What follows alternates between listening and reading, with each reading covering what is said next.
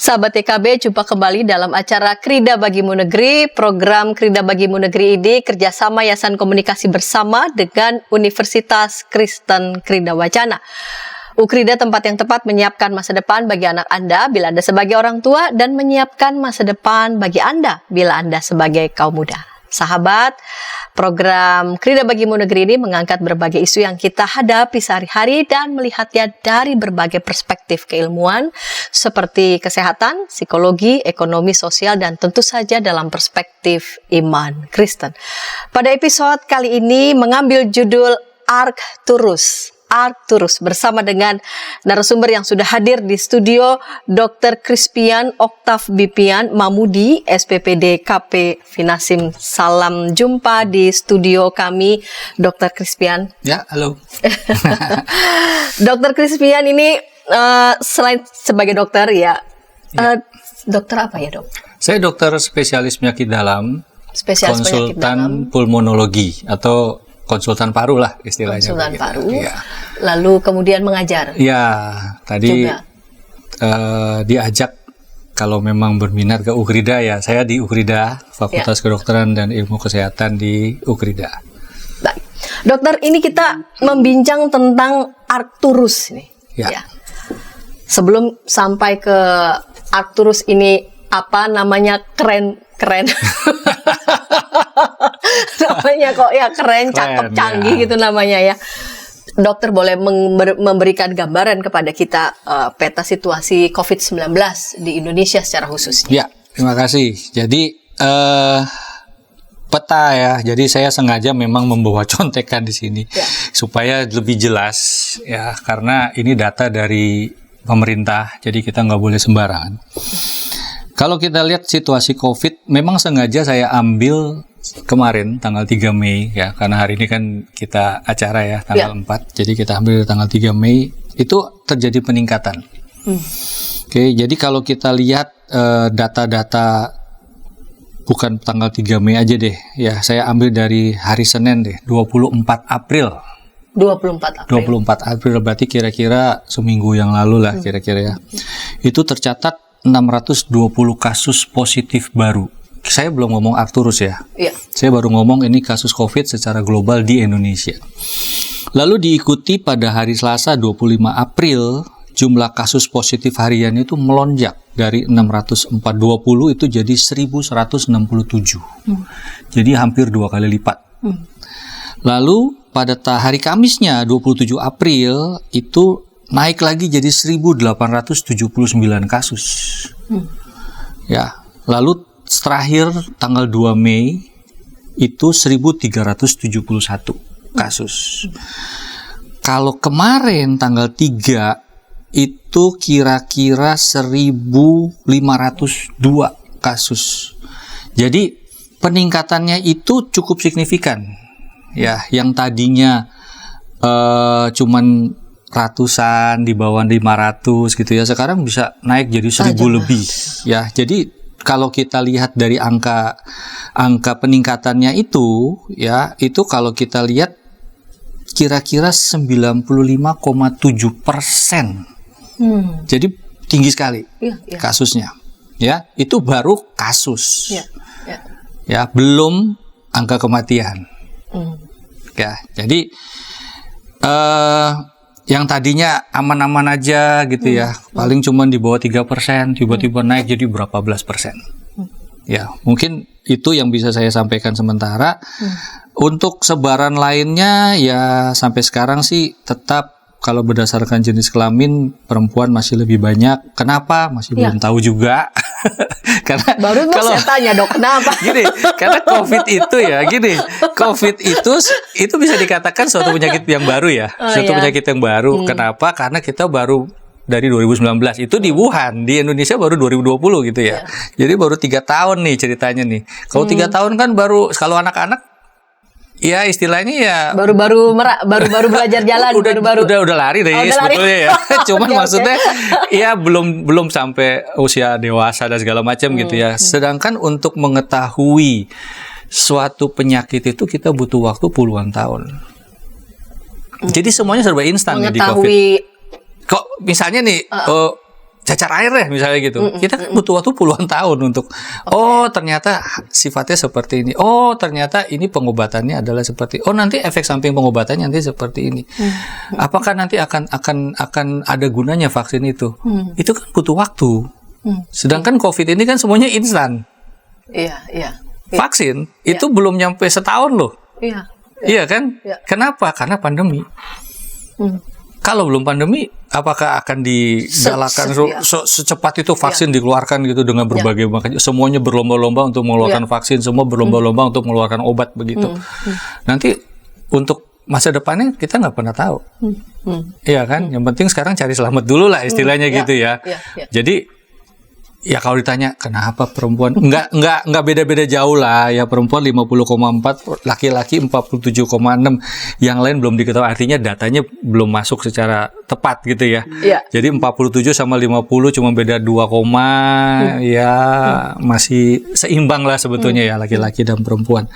Kalau untuk umur ya masih rata-rata masih usia 25-34 justru yang banyak. 25 sampai 34 dari data ya.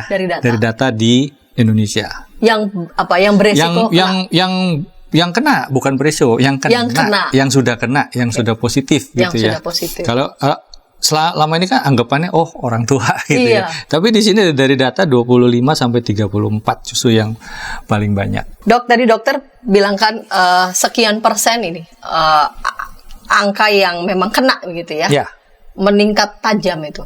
Belum bicara yang meninggal dunia. Itu dia. Itu saya sengaja mau nyimpan nih. Kenapa sih saya bahas meninggal dunia? Karena orang-orang berpikir COVID itu ringan nih. Ya kan? Kalau saya kan orang lapangan. Saya lihat sendiri pasien yang tadinya masih tenang-tenang tiba-tiba langsung punya sayap lah istilahnya begitu ya. Jadi sampai sekarang pun saya masih rawat pasien COVID kok, gitu loh. Jadi sampai sekarang masih ada pasien COVID berdatangan begitu, ya. Yang agak surprise juga. Kenapa? Karena berbeda dengan zamannya Delta. Waktu zaman Delta, pasien itu datang berbondong-bondong. Grup WA saya tuh full nanya, dokter tolong, saya anggota keluarga, teman saya mau masuk, bisa nggak dimasukin ke rumah sakit? Jawaban saya satu, nggak bisa. Bukan pilih-pilih, nggak ada pilih-pilih. Lah IGD itu full, sampai tempat parkir itu pada tiduran semua gitu. Saya praktek di 3 rumah sakit, 3-tiganya seperti itu. Jadi bisa nolong, nggak bisa. Lah sekarang kasusnya kelihatannya turun ya. Tunggu dulu, turun kenapa? Turunnya karena orang-orang beranggapan ini adalah flu biasa. Ini cuman biasa kok. Teman saya kena COVID, saya disuruh periksa. Males Paling juga nanti istirahat, minum obat, vitamin, semua sembuh sendiri. Memang sih, target COVID kalau yang ringan. Targetnya naikin daya tahan tubuh. Semuanya naik ya, sampai yang berat gitu ya. Nggak perlu obat-obat yang lain gitu, sampai antibiotik pun sebetulnya nggak perlu, karena ini kan virus sebetulnya gitu loh. Antibiotik itu untuk mengurangi jangan sampai terjadi infeksi sekunder lah istilahnya seperti itu. Nah sekarang kalau misalnya kasusnya sampai ada yang meninggal, berarti kan masih berbahaya lah istilahnya COVID ini. Jadi jangan anggap enteng dulu. Ya saya selalu katakan di seminar-seminar, webinar atau ke teman-teman yang bertanya tentang COVID, saya bilang satu, pada saat kita kena COVID, kita nggak pernah tahu kita kena varian apa. Ya. Yang kedua, pada saat kita kena COVID, kita nggak bisa milih. Saya mau nambah gejala aja deh, gitu. Saya mau yang ringan aja deh, gitu. Nggak bisa. Kita nggak pernah tahu pertahanan tubuh kita lagi drop. Nggak pernah ada yang tahu. Mungkin karena kita kecapean, gitu kan. Cuman karena telat makan, gitu kan. Bisa tiba-tiba drop mendadak. Tiba-tiba hai ketemu teman dia nularin kita kan staminanya gitu. Sedang turun.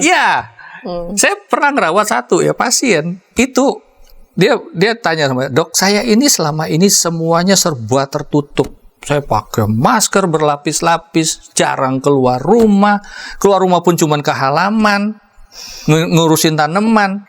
Nah kebetulan dia tuh cuman keluar halaman, dia cuman buka ini cuman gara-gara keringetan. Ya, temannya lewat naik sepeda, hai gitu kan, masuk di rumah sakit.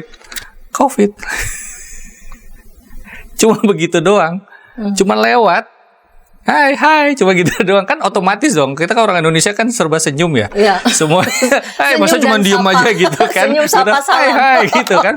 Jadi artinya pada saat dia cuman ngeliat begini langsung tertular gitu loh. Dia nularin istrinya. Akhirnya suami istri masuk rumah sakit gitu loh. Cuman gara-gara dia cuma mau ngelap keringet doang.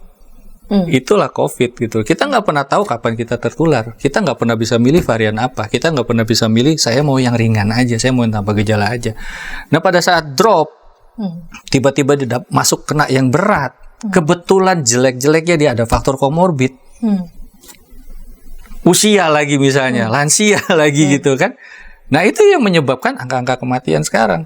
Kenapa sih PPKM dicabut? Kenapa? Karena datanya nih, saya kasih lihat ya datanya ya. PPKM dicabut itu karena data positive rate-nya cuma 3,35%. Itu mingguan. Data yang tadi itu yang saya kasih, itu baru semingguan aja, itu udah 95,6% loh. Naik tuh, meningkat ya.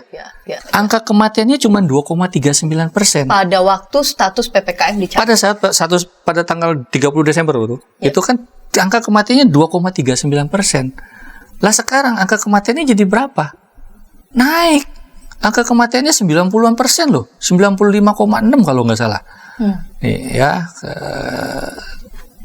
95,7, beda 0,1. 95,7 itu angka kematiannya.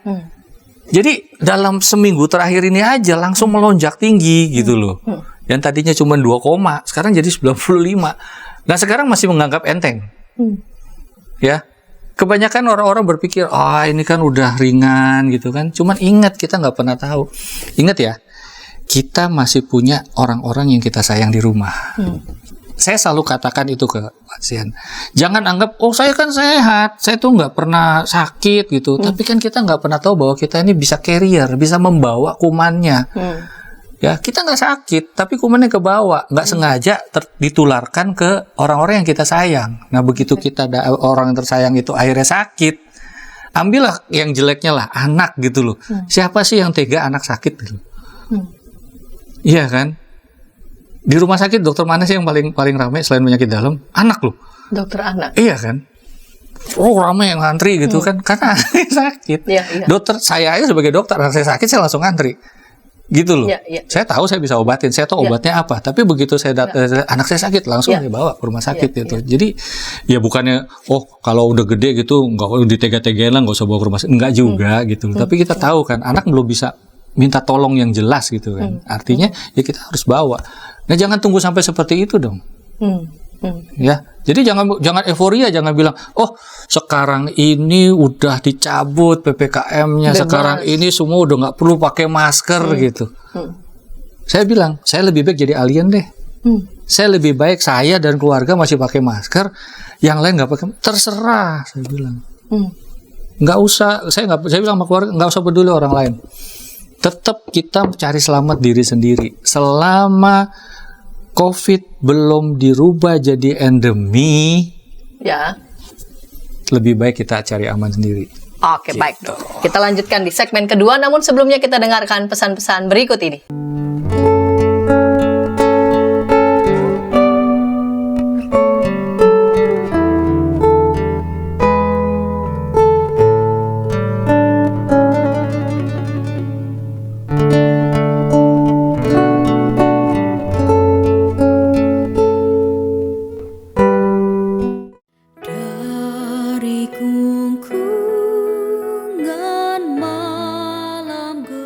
Nyanyikanlah nyanyian baru.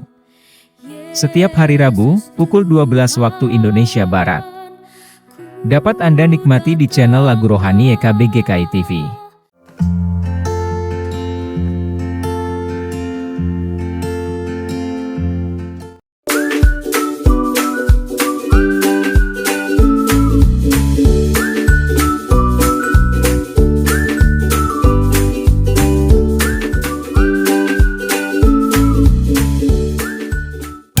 Sahabat, mari dukung pelayanan dan pekabaran Injil melalui YKB.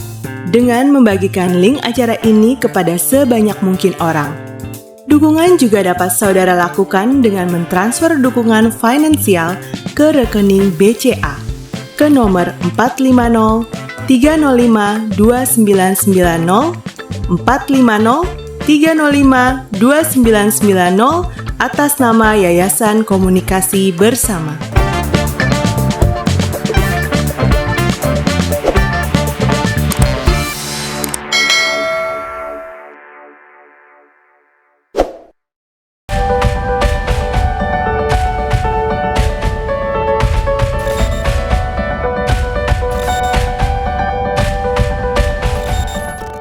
Sahabat, senang masih bersama dengan kami dalam program Krida Bagimu Negeri. Pada episode kali ini mengambil judul Arturus bersama dengan narasumber Dr. Crispian Octav Bipian, Mamudi SPPD KP Finasim. Kita sudah tiba di segmen yang kedua. Mari sahabat, saya mengajak sahabat boleh berinteraksi di kolom komentar yang sudah tersedia. Tentu menyampaikan tanggapan ataupun juga pertanyaan. Dr. Crispian akan dengan senang hati boleh merespon tanggapan ataupun pertanyaan dari para sahabat. Baik, Dr. Crispian, kita tiba di segmen yang kedua ini ya. Ini kan sedang berjalan ya, booster kedua. Ya, sejauh mana booster memiliki efektivitas yang tinggi dalam mengatasi laju nih penularan COVID tadi dokter sudah menyajikan begitu ya, data-data yang lengkap ketika status PPKM itu dicabut, itu angka yang kena sama resiko kematian dan yang mengalami kematian ini beda sama yang sekarang gitu. Jadi baca data jangan kebolak-balik gitu ya, seolah status PPKM dicabut tapi nggak aware dengan fakta yang sekarang terjadi. Bagaimana, dokter? Ya, kita sekarang ngomong vaksin ya. Vaksin itu dibagi menjadi 4 sekarang ya. Dosis 1, dosis 2, booster 1, booster 2.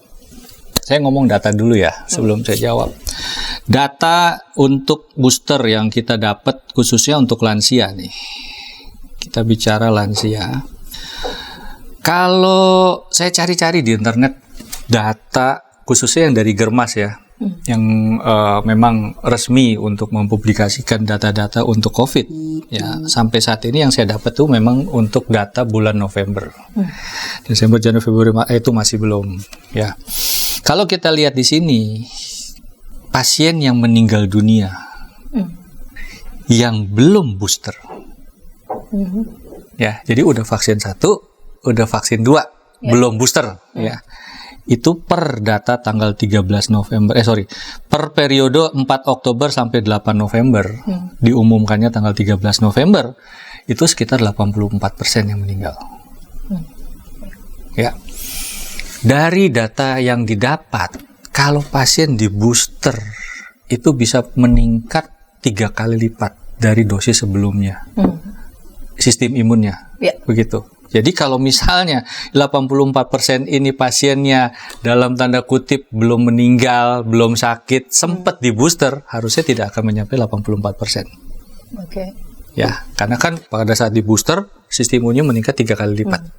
Itu baru booster pertama, belum booster yang kedua.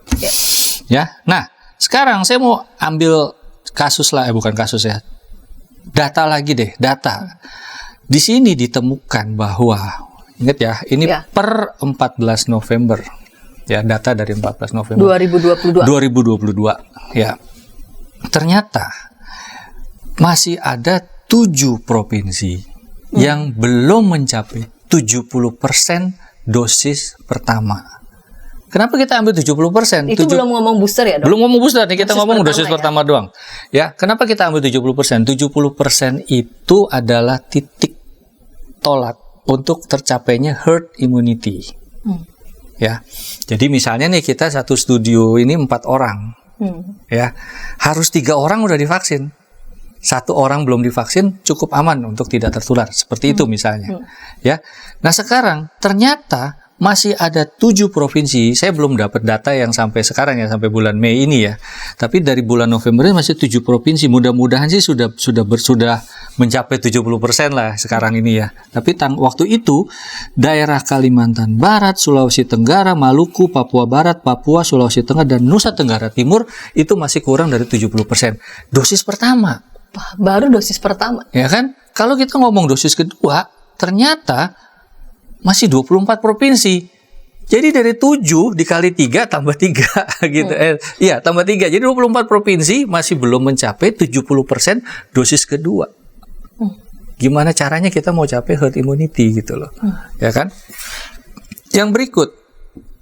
Ternyata untuk mencapai 50% aja capaian vaksin booster pada lansia ya, itu 31 provinsi. Jadi ya karena waktu pertama itu kita masih ketakutan lah istilahnya ya. Masih varian alfa, varian beta gitu kan. Lalu muncullah delta gitu kan. Akhirnya orang ketakutan semua, udah vaksin aja deh gitu kan. Makanya cukup tinggi. Cuman 7 provinsi yang belum tercapai. 7 provinsi itu bukannya vaksinnya nggak nyampe loh. Nah itu dia. Nyampe sebetulnya, cuman orang-orang banyak yang enggan gitu loh untuk. Apalagi dengan pariwisata yang sudah dibuka bebas seperti ini, sekarang, kalau tidak tercapai, bagaimana herd immunity bisa tercapai? Artinya begini, pemerintah, saya ngerti sih posisi pemerintah. Artinya gini ya, saya nggak pernah senang dengan politik sebetulnya. Ya. Jadi artinya gini, pemerintah tuh dilema sebetulnya. Waktu awal COVID masuk Indonesia, sebetulnya kalau pemerintah itu negaranya cuman seperti Brunei, ya bukan mengecilkan Brunei ya, Singapura gitu ya, yang masuknya cuman tahu satu posisi, satu pintu masuk dari udara, satu pintu masuk dari laut, misalnya seperti itu ya, bukan negara kepulauan seperti kita, lockdown, habis, selesai masalahnya. Cuman kan permasalahannya kita hidup di kepulauan. Banyak sekali penduduknya. Kalau kita lockdown berarti pemerintah kan harus siap untuk menanggung kehidupan penduduk. Tidak akan bisa. Makanya tidak akan pernah bisa lockdown. Yang pertama kali keluar apa? PSBB gitu kan. Akhirnya keluar macam-macam sampai akhirnya PPKM terakhirnya gitu kan. Jadi akhirnya itu. Nah, kenapa pemerintah dilema? Pemerintah masih melihat sisi ekonomi. Pemerintah masih lihat sisi pariwisata. Kalau ini nggak dibuka, mati semua. UMKM habis. Nggak usah jauh-jauh deh. Sekarang kita mau cari restoran-restoran yang tadinya cukup diminati, banyak yang tutup loh sekarang. Ya kan? Jadi untuk saat ini ya saya tahu pemerintah dilema. Waktu Delta, saya masih ingat tuh, saya ngomong di depan mahasiswa saya. Waktu Delta masuk, udah online kan? Saya bilang hati-hati, Delta itu gara-gara India, ini sama aktor juga India sih. Jadi gini, ya gara-gara India itu bikin satu festival yang crowded sekali di Sungai Nil ya, kalau nggak salah itu ya, pokoknya India ya. Gangga atau Nil ya, saya lupa ya. Gangga, sorry. Sungai Gangga itu ya, mereka mandi semua di situ ya. Akhirnya disitulah spreadingnya mulai. Nah, saya udah bilang, selama pintu transportasi masih terbuka, Delta bisa masuk ke Indonesia. Saya bilang hati-hati, kalian hati-hati. Nggak lama muncul. Itu waktu sebelum Delta? Sebelum Delta. Saya bilang, ini kasus India nih, udah mulai nih. Saya bilang, hati-hati, saya bilang. Karena saya cukup, ya bisa dikatakan karena saya penyakit dalam, konsultan paru, bukan paham.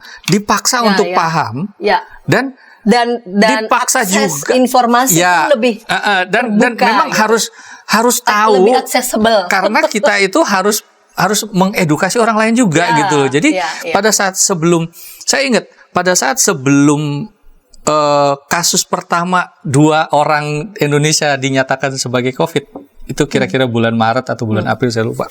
Ya, saya masih 1 hari sebelum pengumuman itu, saya masih jadi pembicara di salah satu gereja waktu itu. Ya, jadi mereka mengundang mengenai COVID. Jadi saya ngomong COVID, bla bla bla bla bla bla begitu kan. Terus ada tanya jawab, mereka tanya begini, "Dok, apakah sudah ada kasus di Indonesia?"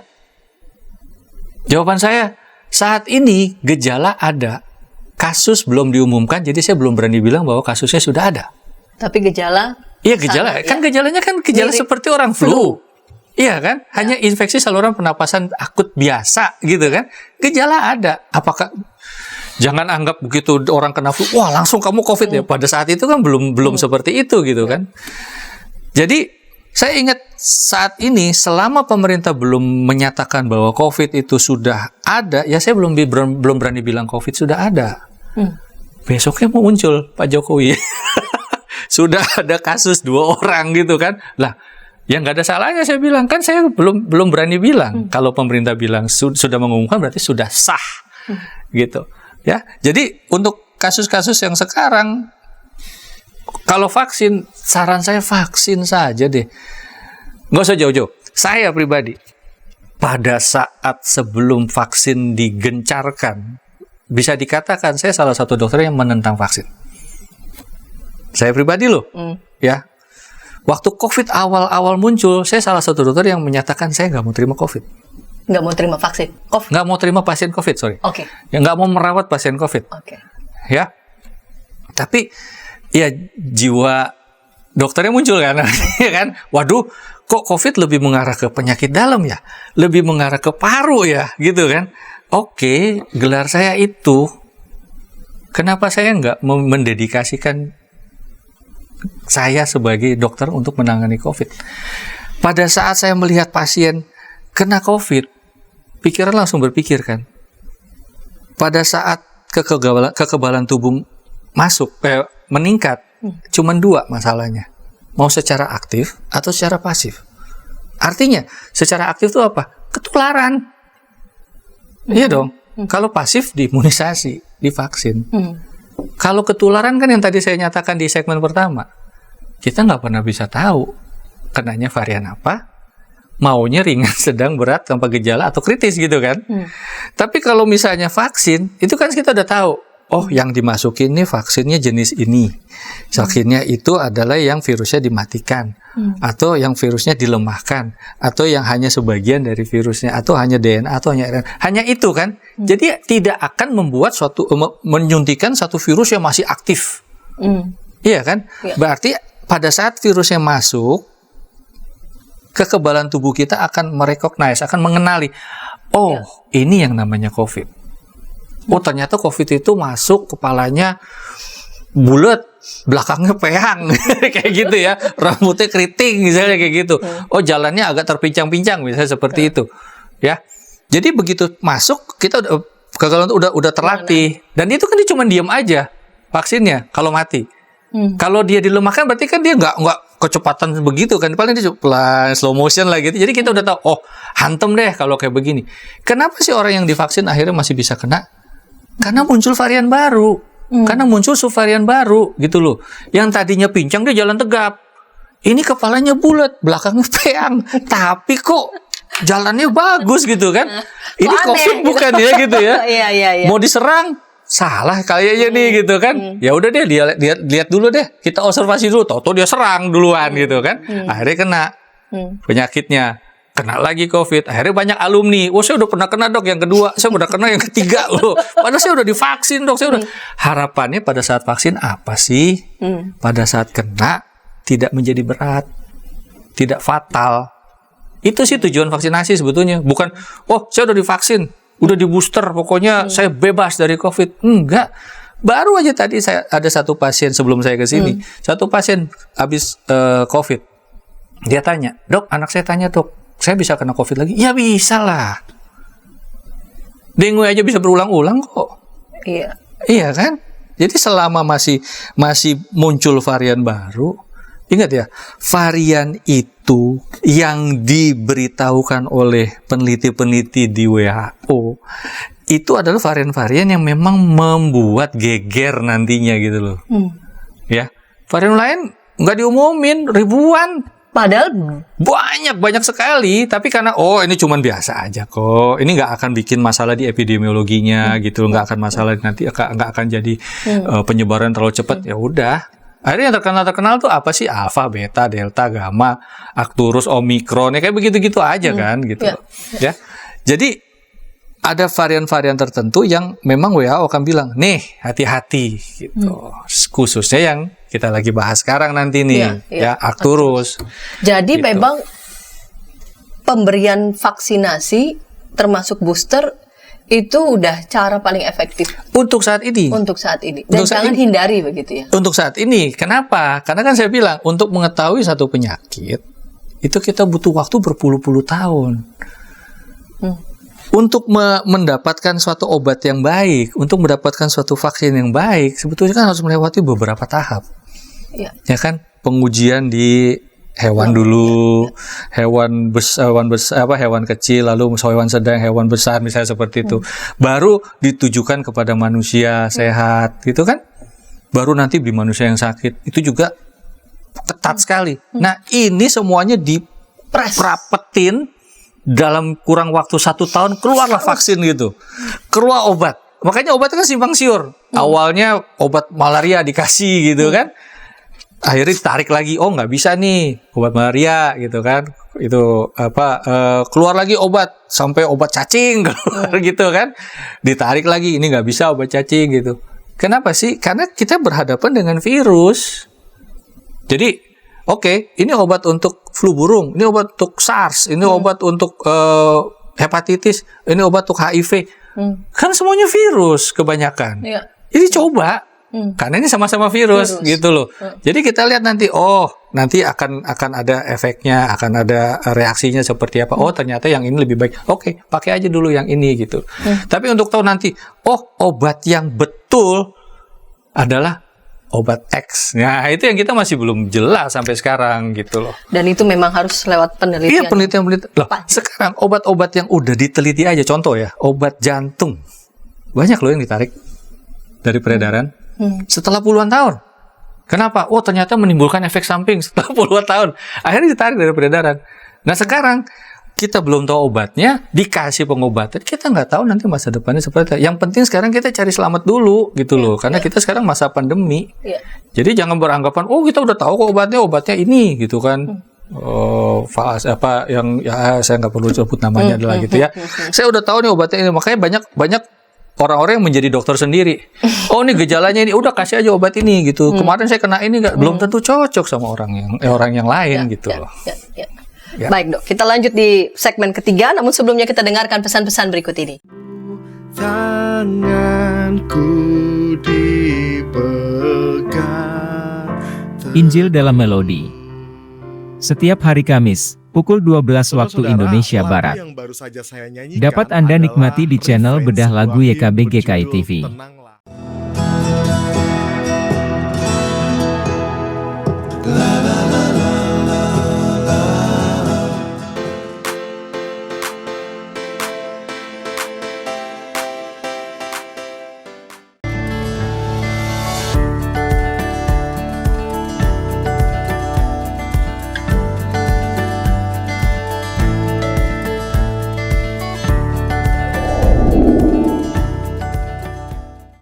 Sahabat, mari dukung pelayanan dan pekabaran Injil melalui YKB dengan membagikan link acara ini kepada sebanyak mungkin orang. Dukungan juga dapat saudara lakukan dengan mentransfer dukungan finansial ke rekening BCA ke nomor 450 305 2990 450 305 2990 atas nama Yayasan Komunikasi Bersama.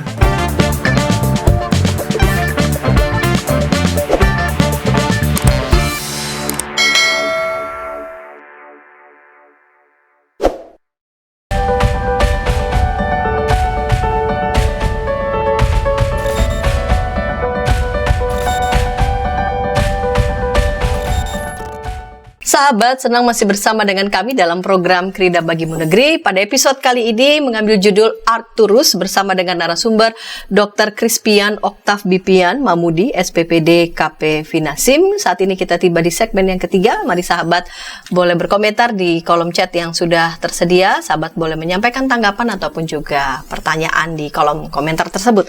Baik dok, kita tiba di segmen ketiga ini, segmen penutup. Ya. Kita mengambil judul Arcturus. Ya. Yang tren ini sekarang nih. Arcturus.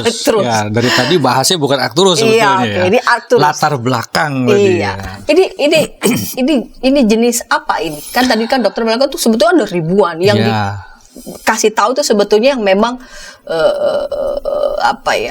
yang menularkannya tuh bisa lebih besar. Lebih mengkhawatirkan lah istilahnya gitu Okay. ya. Jadi kalau cuman biasa-biasa aja biasanya nggak diumumin sama WHO. Oke, Arcturus itu bukan varian sebetulnya, subvarian. Okay. Jadi kayak saya gitu ya, saya spesialis penyakit dalam, subspesialisnya paru. Okay. Jadi makanya ambilnya konsultan paru. Ya, nah sekarang dia tuh subvarian dari Omikron. Jadi masih Omikron sebetulnya ini gitu ya. Kalau mau dihafalin yang saya nggak rekom, ya titik-titik lah, angka-angka titik gitu ya. XBB.1.16 gitu. Itu dari perkawinan silang antara BA.2.10.1 dan BA.2.75. Makanya saya bilang nggak usah dihafalin lah. Itu peneliti-peneliti ya. Jadi artinya yang kita tahu dia subvarian Omikron, namanya Arcturus gitu. Kenapa sih sekarang heboh? Ya sebetulnya kita ikut tren ya. Saya selalu bilang gini, kita tahu pasien saya dirawat dalam fase varian Delta. Apakah semua Delta? Belum tentu. Karena genomnya kita nggak periksakan semua, gitu ya. Pada saat varian Alpha muncul waktu awal, gitu ya. Apakah kita periksa Alpha semua? Belum tentu Alpha. Kayak sekarang Omikron, ya. Saya sempat rawat 2 pasien analis di Wisma Atlet. Ya, waktu itu mereka bilang, "Dok, kami hanya bisa pesan hati-hati dengan Delta." Ini waktu zamannya Omikron. Ya, zaman Omikron berarti awal, ya? Delta udah lewat nih, ya, zaman Omikron. Kenapa saya tanya? Waktu itu kita ngobrol jarak jauh ya. Karena ingat ya, 5 to 6 feet. Kalau dulu kan 1 meter ya. 5 to 6 artinya kalau kita ambil perkaliannya ya, 1 feet itu rata-rata 30 cm lah gitu ya. Jadi 5 kali 30 berarti 150 sampai 180. Minimal. Jadi bukan 1 meter. Itu yang saya selalu bilang sama teman-teman waktu awal-awal COVID. Bukan 1 meter loh. 5 to 6 feet, ingat ya, 1,5 minimal, gitu. Nah sekarang dari percakapan saya waktu itu dari jarak jauh dia bilang, "Dok, hati-hati, semua traveler yang datang ke Indonesia diarahkan di Jakarta ya, diarahkan ke Wisma Atlet untuk diperiksa semuanya." Ternyata dari 100 itu 50 masih Delta, Dok. Ya, walaupun lagi zamannya Omikron. Artinya apa? Kita nggak pernah tahu sebelum kita periksakan genom. Sekarang orang-orang lagi heboh Arcturus. Semuanya kita anggap Arcturus. Apakah sekarang masih ada Alpha, Delta? Mungkin masih ada. Gitu loh. Jadi kita nggak bisa ambil kesimpulan, oh semuanya Arcturus gitu. Anggapannya Arcturus. Gitu. Ya, jadi sekarang ini yang lagi banyak di negara, karena dia awalnya dari India. Tadi saya udah sebut ngomong ya, dari India lagi gitu ya. Bukan menyalahkan lah. Nggak ngerti bagaimana tiba-tiba dari situ Delta dari India, sekarang Arcturus dari India. Ya, nyebarnya cepat sekali. Januari muncul di India, sekarang udah 22 negara yang kena. Jadi bisa dikatakan Indonesia pun sudah masuk. Ya, kemarin pun sudah jelas diumumkan sebetulnya sudah ada 7 orang masuk gitu. Bukan 7 orang, 10 orang yang masuk ke Indonesia begitu. Ya, jadi tetap itu yang sudah keluar genomnya. Itu yang diperiksakan. Bagaimana dengan orang-orang yang nggak mau periksa? Yang nganggap, oh ini cuma flu biasa gitu. Teman saya kena, saya disuruh periksa tapi istirahat aja lah, nggak ada gejala kok saya. Gitu. Iya kan? Makanya terlihat kasusnya turun. Waktu awal-awal ya, awal-awal kasus turun, Omikron turun gitu. Makanya masyarakat kan euforia. Apalagi Pak Jokowi udah bilang kan, silakan bebas masker gitu kan. Cuman ingat, bebas maskernya di mana? Masih ada beberapa tempat yang memang harus pakai masker. Tapi semua dianggap pukul rata. Ya wes lah, pokoknya udah nggak perlu pakai masker lagi gitu. Nah sekarang lagi naik lagi. Udah ada himbauan lagi, pakai masker lagi. Inggris sudah suruh pakai masker loh sekarang. Amerika udah suruh pakai masker lagi. Kita masih mau menunggu, masih mau melihat seperti yang saya cuman kasih tahu ke mahasiswa. Ingat ya, Delta udah muncul di India, tiba-tiba langsung semua menyebar, gitu. Kan nggak perlu seperti itu, gitu. Ya, semua dimulai dari diri sendiri sih. Saya mau cari selamat diri saya mau cari selamat sendiri gitu loh. Ya, orang lain terserah deh. Ya kan, dulu kan ada tuh gambarnya kalau misalnya pakai masker dengan pakai masker untuk resiko menularkannya kecil sekali gitu. Satu lepas, satu pakai masker lebih besar. Dua-dua nggak pakai masker 100% gitu kan. Jadi ya sekarang kita lebih baik ya ambil yang kedua itu gitu loh. Saya pakai masker, kalian nggak mau pakai masker, terserah gitu. Ya, jadi ya nggak untuk saat ini lebih baik tetap jalankan prokes lah kalau saya. Ya, jadi kalau tadi kita ngomong Arcturus, ya gejalanya sama. Cuman yang lagi diteliti sekarang, kenapa sih matanya jadi merah? Tapi nggak semua loh. Gejalanya apa? Gejalanya sama, ya ada demam misalnya. Tapi tidak semua sama ya. Artinya tidak semuanya muncul dalam satu orang gitu ya. Kebanyakan ispa. Ya kebanyakan tuh ada masalah di entah batuk-batuk, entah pilek, entah nyeri tenggorokan. Apakah ada masalah dengan penciuman? Apakah ada masalah dengan pengecapan? Ada. Tapi ingat, tidak semua sama. Jadi ada yang dominannya batuk, ada yang dominannya pilek, ada yang dominannya nyeri tenggorokan, ada yang semuanya muncul gitu. Ya, tapi yang lagi diteliti sekarang, kenapa dari sekian itu ada yang matanya merah? Apakah itu gabungan? Apakah itu merupakan suatu penanda dari Arcturus? Masih tanda tanya sebetulnya, gitu loh. Ya, makanya bilang hati-hati kalau misalnya udah ada istilah kedokterannya konjungtivitis gitu ya, udah merah matanya itu kemungkinan Arcturus. Apakah memang ya? Apakah itu memang suatu penyakit Arcturus yang memang muncul karena Arcturus lalu muncul konjungtivitis ya? Atau sebetulnya memang dia lagi sakit mata gitu kan? Sama-sama virus juga kebanyakan gitu. Ya tuh, tapi kenapa pada saat ini yang muncul adalah permasalahan di mata, sama seperti Delta. Kenapa waktu itu muncul tidak bisa menelan, tidak bisa mencium, tidak bisa merasakan gitu.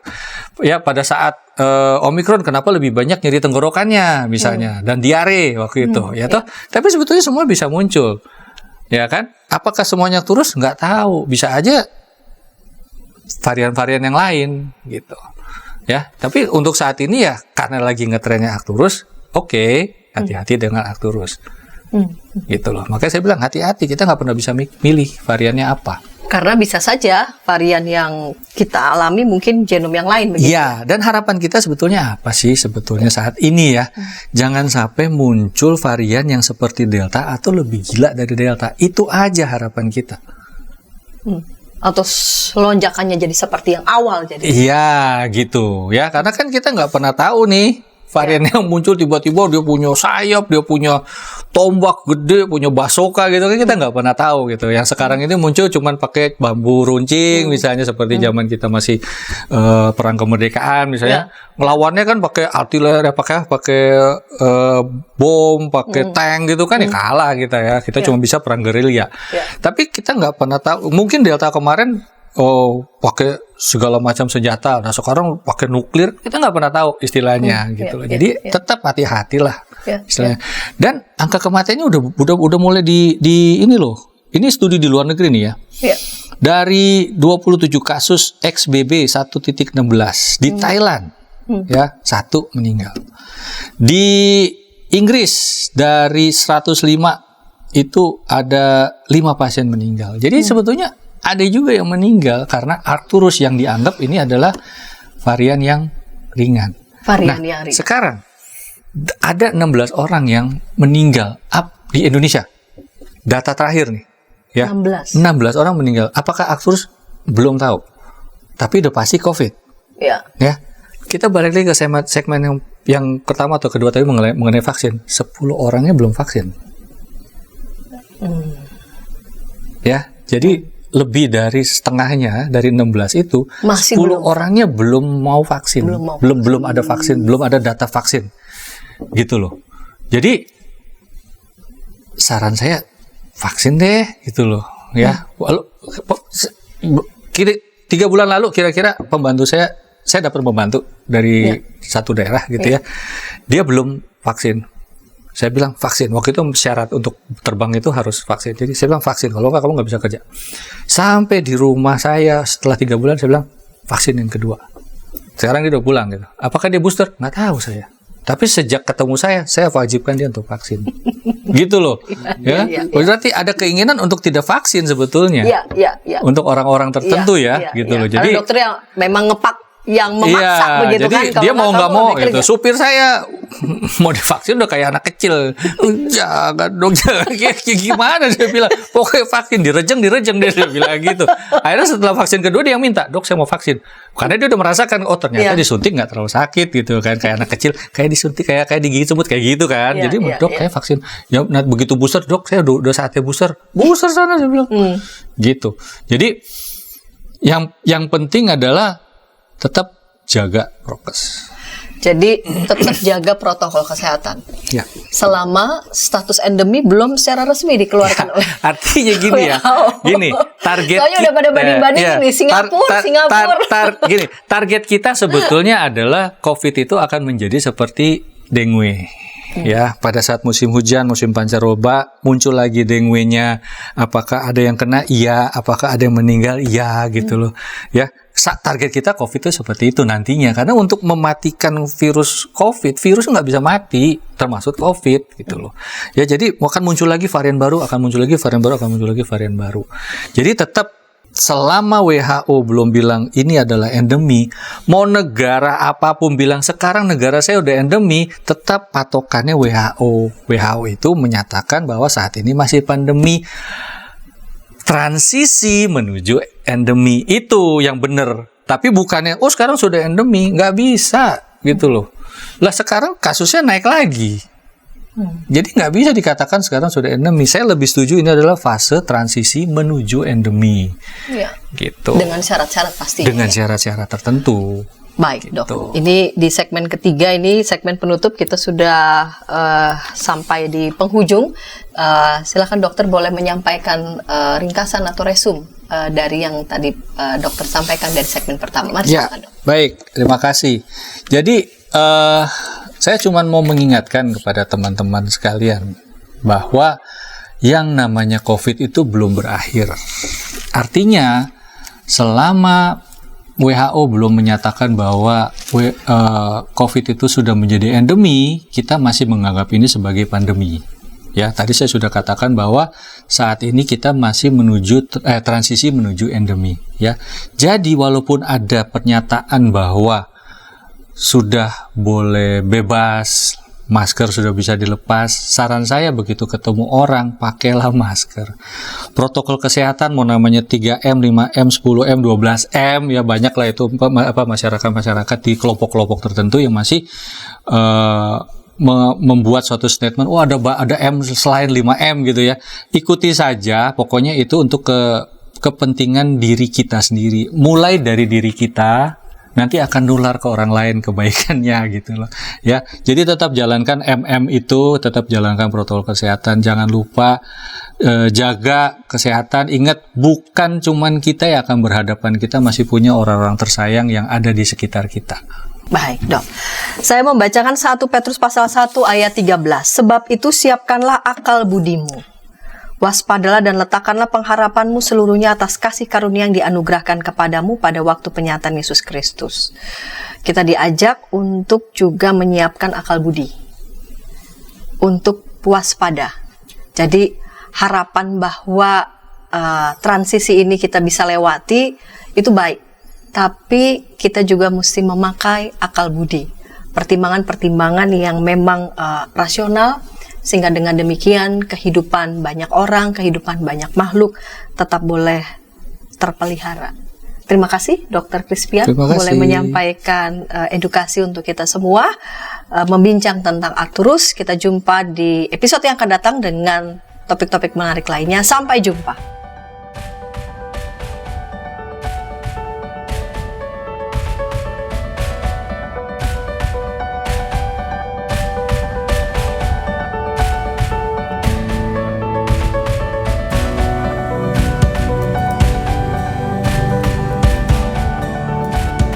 Sahabat, mari dukung pelayanan dan pekabaran Injil melalui YKB dengan membagikan link acara ini kepada sebanyak mungkin orang. Dukungan juga dapat saudara lakukan dengan mentransfer dukungan finansial ke rekening BCA ke nomor 450 305 2990 450 305 2990 atas nama Yayasan Komunikasi Bersama.